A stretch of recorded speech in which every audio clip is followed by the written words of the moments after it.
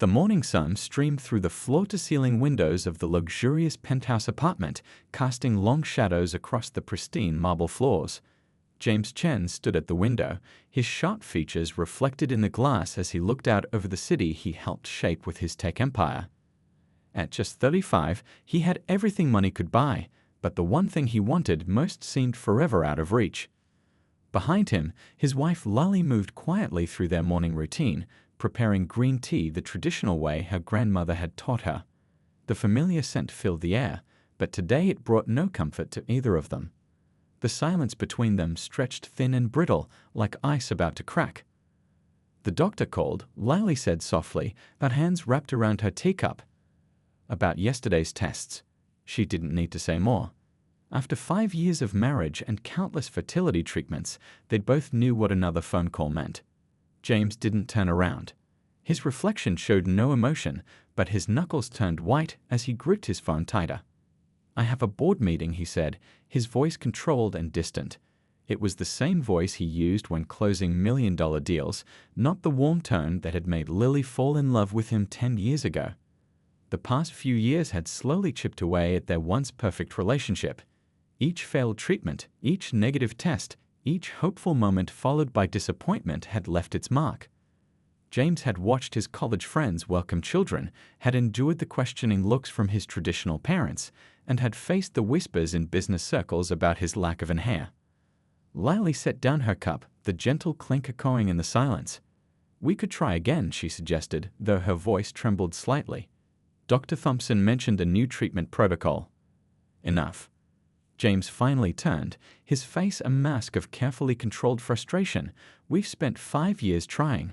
5 years of schedules, shots, and disappointments. My empire is growing every day, but what's the point without someone to pass it on to?" Lily stood up, her simple grace unchanged despite the weight of their struggles. "A family isn't built on DNA alone," she began, but James cut her off with a sharp gesture. "Easy for you to say. You're not the one who built something from nothing. You're not the one who needs to think about legacy." The words came out harsh, each one striking like a physical blow. Tears welled in Lily's eyes, but she blinked them back. She was a successful medical researcher in her own right, though James had increasingly dismissed her career as a hobby. "We could consider other options," she said quietly. "Adoption, surrogacy." "I need my own child," James interrupted. "My own blood. And clearly that's not going to happen with you." The words hung in the air between them, too cruel to take back, too honest to ignore. Lily felt her heart crack, but she held herself tall. Years of dealing with difficult patients had taught her how to maintain composure even when breaking inside. That evening, James didn't come home. The next day, his assistant delivered divorce papers to their door. The settlement was generous, embarrassingly so, but the message was clear. James had decided to cut his losses and start fresh. What he didn't know, what he couldn't have known, was that in the sterile clinic room where Lily had gone alone for their final IVF treatment 2 weeks ago, something extraordinary had happened. The universe, in its infinite wisdom or cruel irony, had decided to play one last card. As Lily stood in their empty penthouse, watching the movers pack up James's things, her hand drifted unconsciously to her stomach. The morning secret still burned in her pocket, a positive pregnancy test, followed by blood work confirmation. But looking at the cold legal documents on the kitchen counter, she made a decision that would change everything. Some doors, once closed, should stay closed. Some bridges, once burned, should remain ashes. If James could walk away so easily, then he didn't deserve to know about the miracle growing inside her. Not now, not ever. She cleared her throat and called her lawyer. It was time to sign the papers and close this chapter of her life. As she picked up the pen, she felt strangely calm. James had always underestimated her strength, her resilience. He'd soon learn that he wasn't the only one capable of building something extraordinary from nothing. The sun was setting as Lily finished signing the papers, casting the same golden light that had started this fateful day. But now, instead of highlighting what she was losing, it illuminated the path ahead. She was a brilliant medical researcher, a strong woman, and now, though she didn't know it yet, she was about to become something even more remarkable, a mother to not just one miracle, but 4. The morning sickness hit Lily like a tidal wave. She barely made it to the bathroom of her new apartment, so different from the luxurious penthouse she'd left behind 3 weeks ago.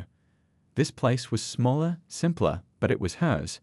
No memories of James haunted these walls, no echoes of broken promises lingered in the corners.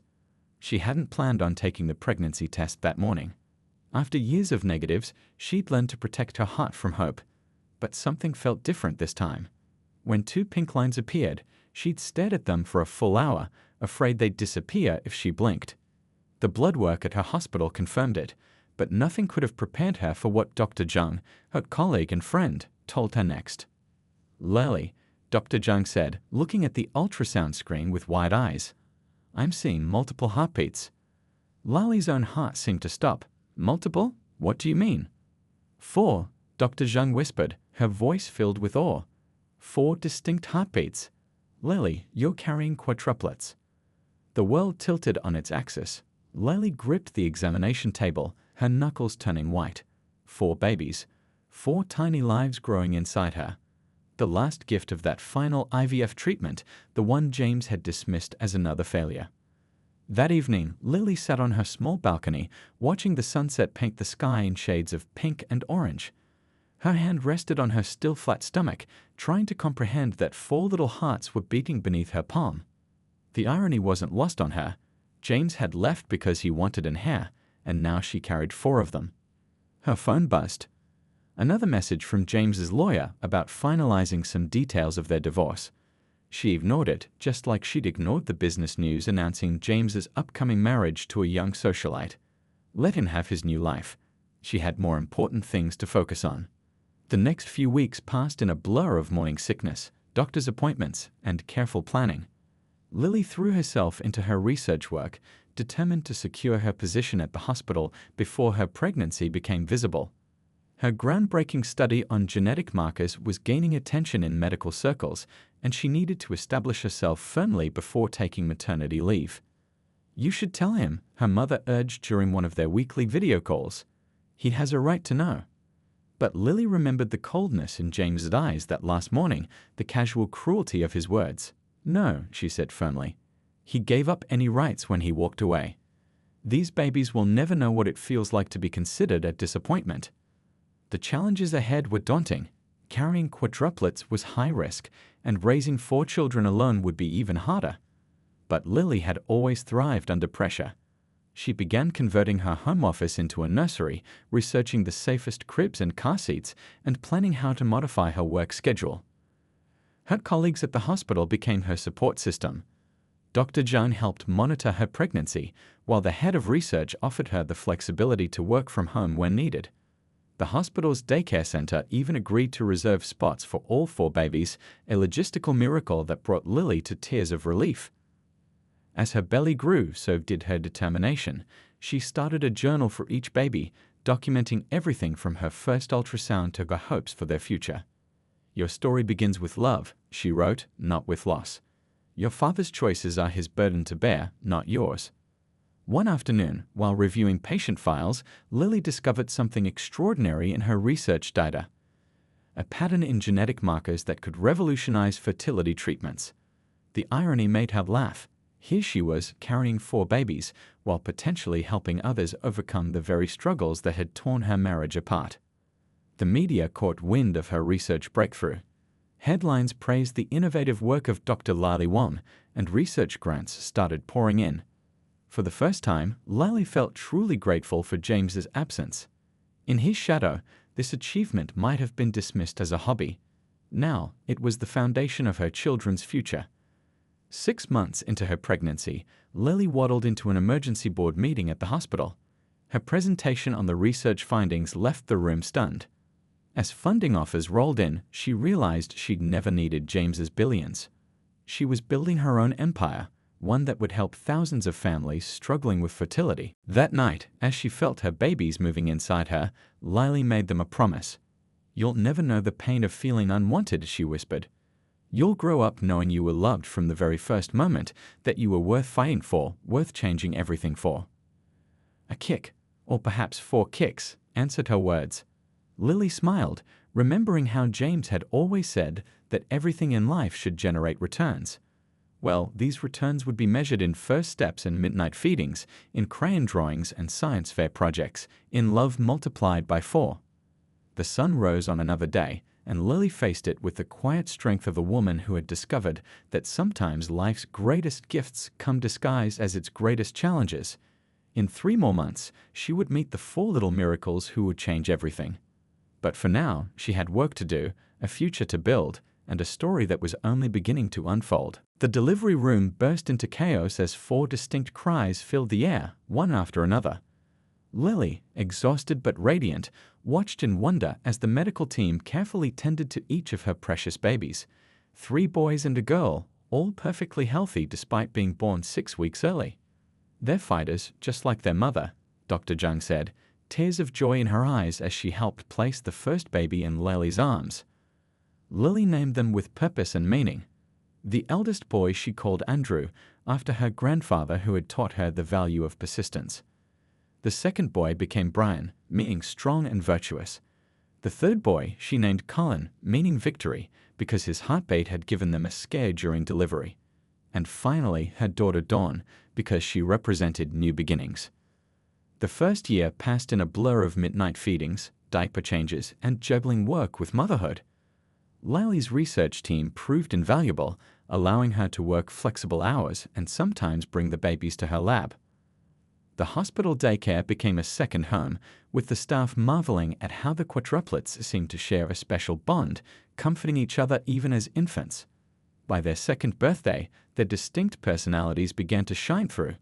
Andrew was the natural leader, always organizing his siblings into whatever game he'd invented. Ryan showed an uncanny ability with numbers, stacking blocks in perfect patterns. Colin became the problem solver, figuring out child-proof locks faster than Lily could install them. And Dawn, despite being the youngest by minutes, kept her brothers in line with a smile that could light up the room. They looked just like him. Lily's mother commented during one visit, watching the children play. The resemblance was undeniable. They had James's sharp features and analytical eyes. But Lily saw beyond the surface. They have his looks, she agreed, but their hearts are their own. As the children grew, so did Lily's success. Her fertility research had revolutionized treatment protocols, helping countless families achieve their dreams of parenthood. The irony wasn't lost on her. Her own fertility struggle had led to both her greatest joy and her greatest professional achievement. One afternoon, when the quadruplets were 5, Lily found them huddled around her laptop in the living room. Instead of watching cartoons, they were fascinated by a scientific documentary about DNA. "Mama, is this what you do at work?" Dawn asked, her eyes bright with curiosity. That moment sparked a new tradition. Every Sunday became Science Sunday, where Lily would explain her work in child-friendly terms. The quadruplets absorbed everything like little sponges, asking questions that sometimes left even their mother stumped. Their 6th year brought new challenges. As the children started school, their exceptional intelligence became apparent. The principal called Lily in for a meeting, suggesting advanced placement for all 4. "They're not just bright," she explained, "they're extraordinary, each in their own way." At home, the children turned their playroom into a makeshift laboratory. Andrew designed experiments, Brian calculated results, Colin built testing apparatus from toys, and Dawn documented everything in her sparkly notebook. They were unknowingly following in both their parents' footsteps. James's innovation and Lily's scientific mind combined in perfect harmony. One evening, while helping Dawn with her science project, Lily noticed a familiar birthmark on her daughter's wrist, the same mark that James and his father carried. It appeared on Colin too, though fainter. These small reminders of James no longer hurt, they were simply part of the beautiful tapestry that made her children unique. The children rarely asked about their father, though they sometimes noticed his picture in business magazines or on tech news websites. "He's like us," Brian observed once, pointing to a photo of James giving a speech about innovation. "He likes to create things too." Lily had decided early on not to hide the truth, but to present it gently. "Your father made choices that took him in a different direction," she would explain when asked. "But that doesn't change how special and loved you are." As their 7th birthday approached, the quadruplets threw themselves into preparing for the upcoming City Science Fair. Their project, A study on genetic patterns in their own family, including their matching birthmarks, was entirely their idea. Lily helped them with the basics, but their natural curiosity and intelligence drove the project forward. "We're going to win, Mama," Dawn declared confidently, adjusting her safety goggles as they worked on their presentation. Her brothers nodded in agreement, each adding their own expertise to the project. Looking at her children working together, Lily felt a surge of pride and gratitude. They had inherited the best of both their parents, James's drive and her compassion, his brilliance and her determination. But more importantly, they had developed qualities entirely their own. The science fair was approaching quickly, and with it, an unexpected turning point in their carefully constructed world. But for now, Lily watched her little scientists at work, grateful for every moment, every challenge, every triumph that had led to this beautiful chaos of four brilliant minds and loving hearts.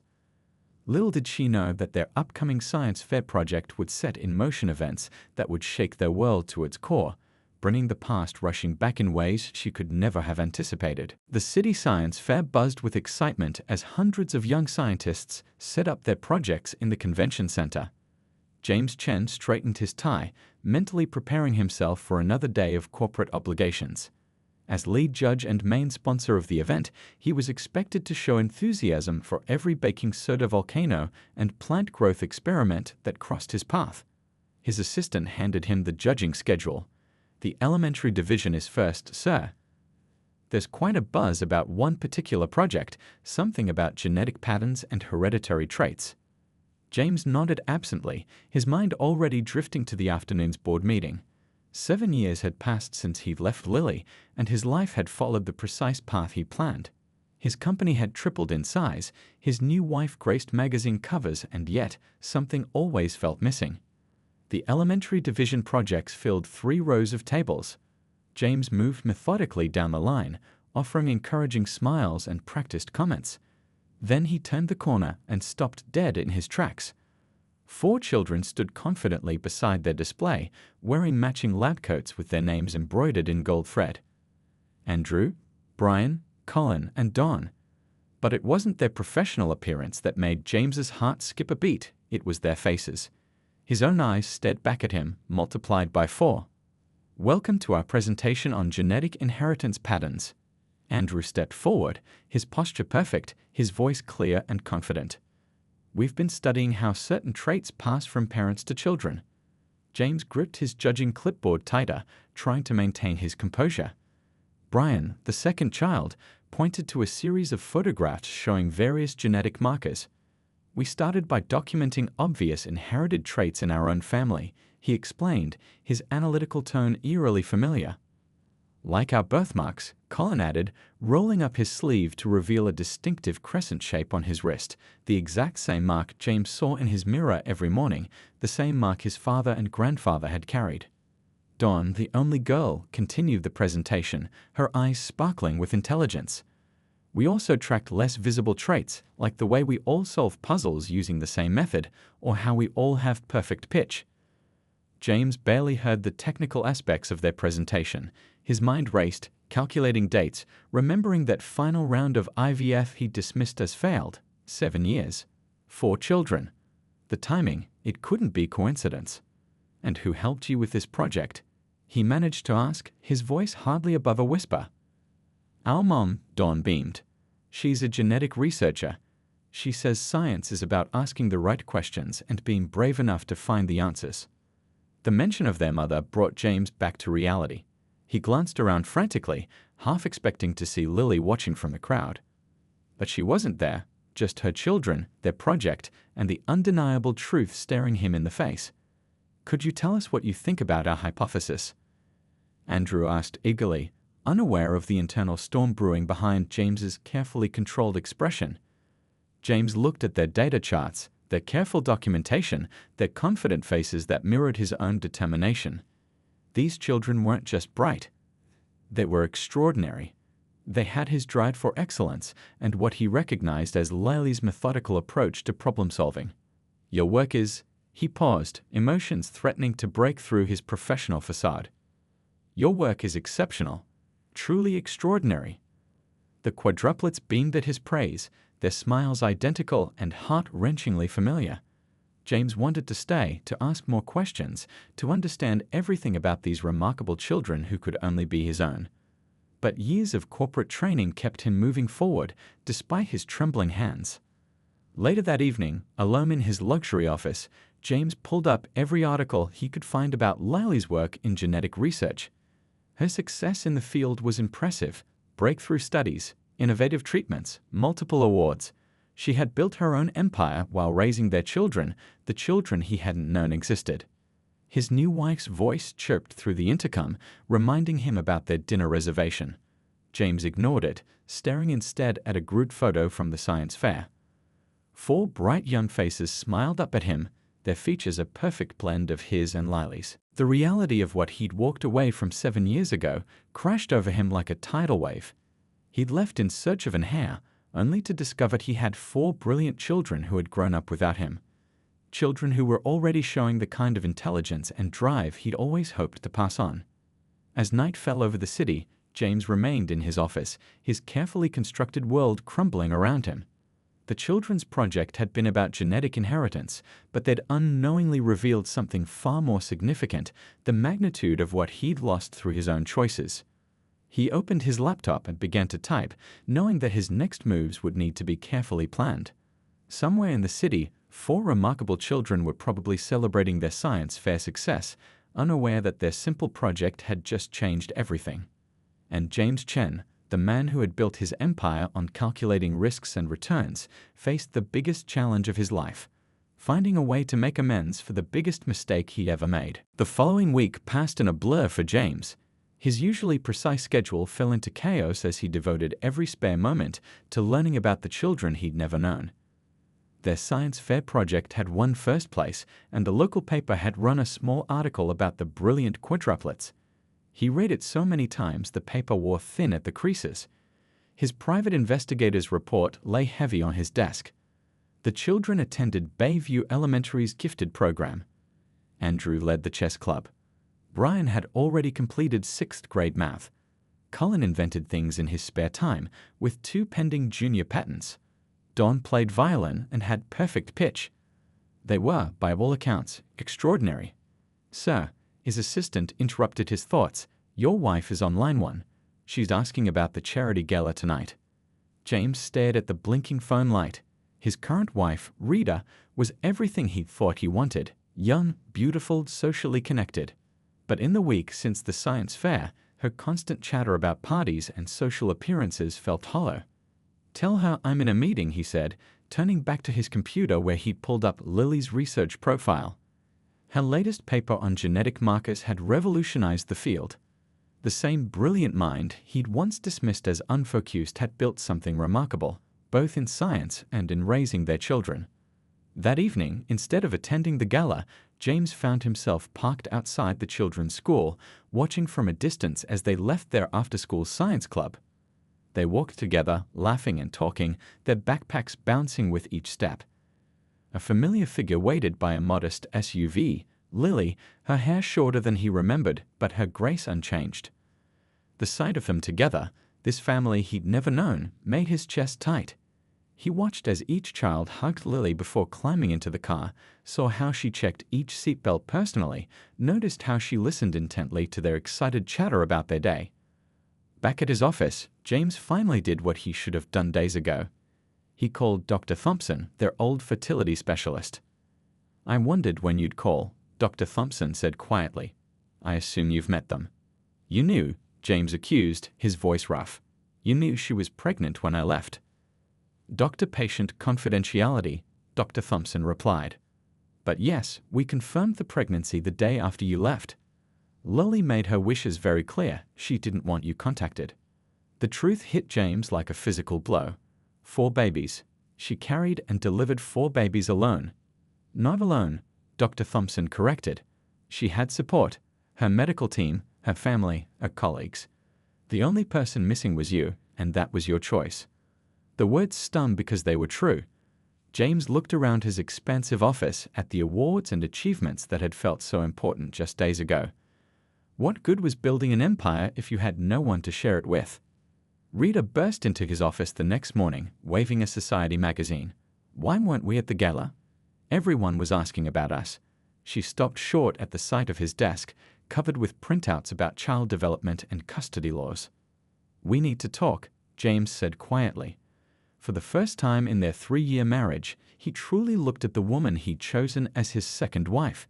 She was beautiful, yes, but there was no depth behind her perfect facade, no real connection between them. The divorce proceedings were quick and quiet. Rita took the settlement and the beach house, more relieved than heartbroken. Their marriage had been a business arrangement dressed up as love, and they both knew it. But approaching Lily proved far more challenging.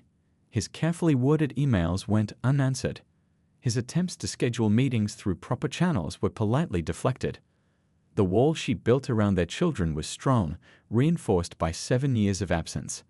Finally, he did something he'd never done before. He swallowed his pride and went to her. The research hospital where she worked buzzed with activity. He found her in her lab, bent over a microscope, exactly where she belonged. She looked up as he entered, and for a moment, neither spoke. "They're brilliant," he said simply, his voice cracking, like their mother. Lily's face remained carefully neutral, but her hands gripped the lab bench tightly. "Why are you here, James?" "Because I made the biggest mistake of my life 7 years ago," he answered honestly. "Because our children deserve to know their father. Because," he paused, gathering courage, "because I never stopped loving you." "Love?" Lily's laugh was bitter. "Love doesn't walk away. Love doesn't decide someone is defective because they can't give you what you want. Love stays. Love fights. Love hopes." "I know," James whispered. "I know that now." "It's too late for us," Lily said firmly, but her voice softened slightly. "But the children, they're curious about you. They've started asking questions I can't answer." A glimmer of hope sparked in James's chest. "I'll take anything," he said. "Any role you'll allow me to have in their lives." "I don't deserve it, but they deserve to know their father." Lily was quiet for a long moment, studying the man who had once broken her heart. He was different now, humbled, maybe even wiser. "We'll need to take this slowly," she finally said. "Very slowly, and at the first sign that you might hurt them." "I won't," James interrupted. "I can't lose them again. Any of you." As he left the hospital that day, James felt lighter than he had in years. The path ahead would be difficult, filled with therapy sessions and supervised visits, with earning trust and proving himself worthy of the family he'd abandoned. But for the first time in 7 years, he was walking towards something real, something meaningful. The empire he'd built no longer seemed important. He had found something far more valuable, a chance to know his children, to make amends for his mistakes, and maybe, just maybe, to heal the hearts he'd broken so long ago. The first meeting was scheduled for a Saturday afternoon at a local park. James arrived an hour early, pacing the playground area, his usual business confidence nowhere to be found. He changed his outfit 3 times that morning, finally settling on casual clothes instead of his typical suit. The sound of children's laughter made him turn. There they were, his 4 miracles, walking alongside Lily. They wore matching science club t-shirts, their excitement visible in every step. James felt his heart race as they approached. "Children," Lily said gently, "this is Mr. Chen. He was one of the judges at your science fair, and he'd like to talk to you about your project." The quadruplets looked at him with curious eyes, his eyes. Dawn was the first to speak. "Did you really understand our genetic marker analysis? Most adults get confused by that part." James smiled, kneeling down to their level. "I did. It was brilliant work. Would you tell me more about it?" For the next hour, the children took turns explaining their research, their enthusiasm infectious. Andrew showed him their data collection methods, Brian walked him through their statistical analysis, Colin demonstrated their testing procedures, and Don presented their conclusions. "You're all incredible," James said honestly, fighting back tears. "Your mother must be very proud." "She is," Colin nodded. "She says we got our brains from both our parents, but our hearts from her." James glanced at Lily, who stood watching from a short distance. Her expression was guarded, but she gave him a small nod of encouragement. The meetings continued every weekend. Sometimes they'd visit museums, other times they'd conduct simple science experiments together. James learned that Andrew loved space and dreamed of being an astronaut. Brian could solve complex math problems in his head. Cullen was always inventing new gadgets. Dawn had her mother's healing touch and wanted to be a doctor. One Saturday, 3 months into their visits, Dawn asked the question they'd all been waiting for. "Are you our father?" The playground fell silent. James looked at Lily, who nodded slowly. It was time for the truth. "Yes," he said softly. "I am." "Why didn't you want us?" Brian asked, his voice small but direct. James felt his heart break. "I made a terrible mistake," he answered honestly. "I left before I knew about you, but that's no excuse. I should have been here, and I'll spend the rest of my life trying to make up for that." The children processed this information with remarkable maturity. "We should run some DNA tests," Colin suggested practically, "to confirm the genetic markers we studied." James couldn't help but laugh through his tears. Just like your mother, always the scientist. The following months brought many changes. James attended school plays and science fairs. He helped with homework and listened to violin practices. He learned the importance of being present, of showing up not just with gifts but with time and attention. The children's questions weren't always easy to answer. They wanted to know about his other marriage, about why he'd left their mother, about where he'd been all these years. James answered each question truthfully, no matter how much it hurt. "I thought success meant having an empire," he explained one day, helping them build a robot for their science club. "I was wrong. Success is this: being here with you, learning who you are, watching you grow."